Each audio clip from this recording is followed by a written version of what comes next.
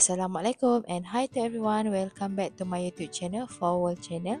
Jadi kita nak share satu tempat makan yang viral, warung Cik Siti Nasi Kerabu Tumis yang berada dekat Keramat Kuala Lumpur. So let's go.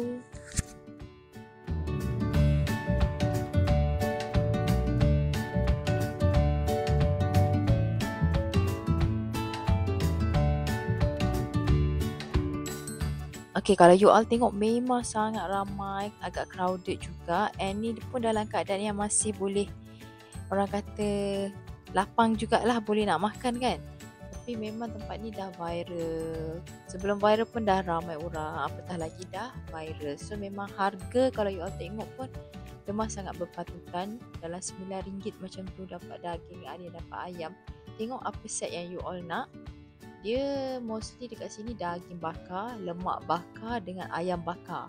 Ni antara favourite menu yang paling orang akan order. Bahagian bakar dia memang sebelah je dekat tempat yang makan tu. Memang agak berbau sikit lah and berasap kan. Tapi dari segi bau tu lah yang menarik, smoky dia. Di grill daging tu memang sangat sedap. Dekat sebelah kedai ni pun ada jual kuih. Dia jual kuih akok. Yang kita pun dah beli, harga pun okey. Tapi dari segi rasa tu untuk I memang personally rasa dia kurang sikit. Mungkin ada hanya telur tu sikit. And then untuk warung Cik Siti punya makanan pula, saya dah pernah order bawa balik. Dah pernah makan dekat sini. Even bawa balik dah sejuk pun I boleh kata sedap sangat. Sebab dia punya ni sambal dia tu ada rasa pedas-pedas sikit. So dia memang sedap. Dengan sayur kerabu tu, tauge semua tu memang rangup. Dimakan pula dengan daging bakar yang panas tu, yang di-grill tu. Memang lemak dia, sangat sedap lah. Memang terliur kalau bayangkan balik dari segi rasa, memang berbaloi. Even ayam bakar dia tu pun, dia bukan hanya smoky, tapi dia memang ada rasa rempah dia, rempah perap yang dia perap tu memang terasa. Bila kita makan dengan nasi kerabu tu, dengan sambal tu memang sedap. Antara yang paling sedap yang saya makan lah. Cuma bagi saya dari segi kerabu ikan tu, kelapa ikan tu, ada yang lagi satu tempat yang saya rasa lagi sedap lah. Tapi dari segi daging, cara dia grill lembut, memang gigi tak berapa kuat pun boleh makan. So memang digalakkanlah datang support kedai ni. Memang kedai ni bukan sahaja harga dia murah, dan dari segi rasa pun memang berbaloi, sangat sedap. Tak rugi untuk anda try.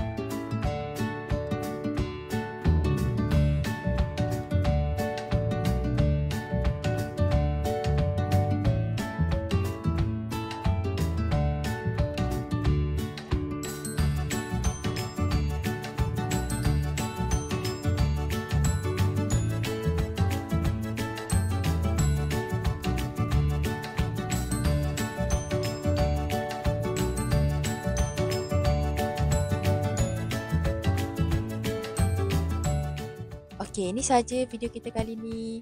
And thank you so much yang sudi tengok video kita sampai habis. Thank you yang sudi support, yang sudi subscribe, and sudi share.